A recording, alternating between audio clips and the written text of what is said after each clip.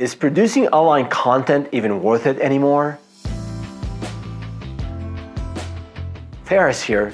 In my marketing series, I talked about content marketing, which is producing online material like videos, blogs, and white papers to educate and pique interest in your brand. It's a lot of work and effort with little to show in the short term, which makes some people wonder if it's even worth it. Some founders way underinvest in content marketing, relegating the duties to an intern and focusing their marketing elsewhere. I think that's a mistake. Here's why.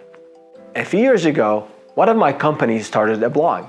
We worked really hard on getting the blog up and running, establishing a process to document some of the most common problems our clients faced.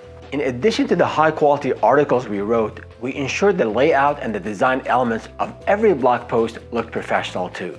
Creating content without forethought is a waste of time.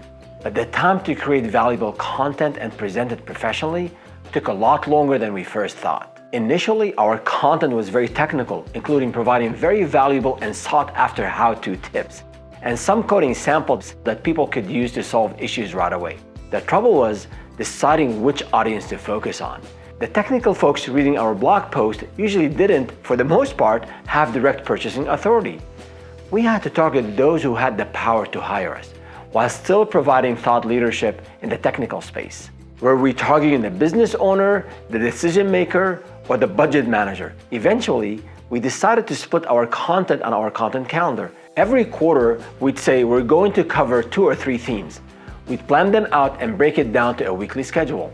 And to engage the technical as well as the business audiences, we created a content mix of something like 30% technical and 70% strategy.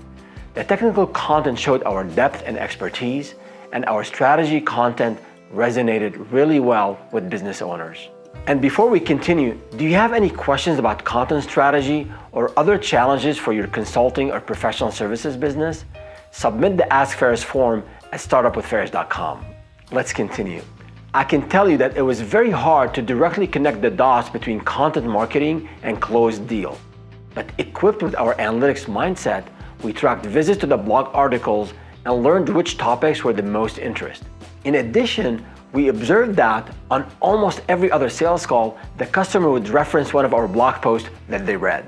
It didn't only feel good, it also, and more importantly, validated our investment in all the resources it took to do content marketing right. And when I was on sales calls and the lead would bring up an issue, I'd say, we actually have a blog post on that. It brought immediate credibility and moved the sales forward. Content marketing done well with the needs of your audience in mind is probably one of the smartest investments that you'll ever make to grow your consulting business. The specific takeaways from this quick take: 1. Use a content calendar to plan the subject and cadence for your content production effort. 2. Produce different pieces of content as needed for the multiple audiences that you're trying to reach, such as business owners and the technical team. If you're finding these tips helpful, please like this video and subscribe to this channel or add a comment on YouTube. And check out startupwithferris.com.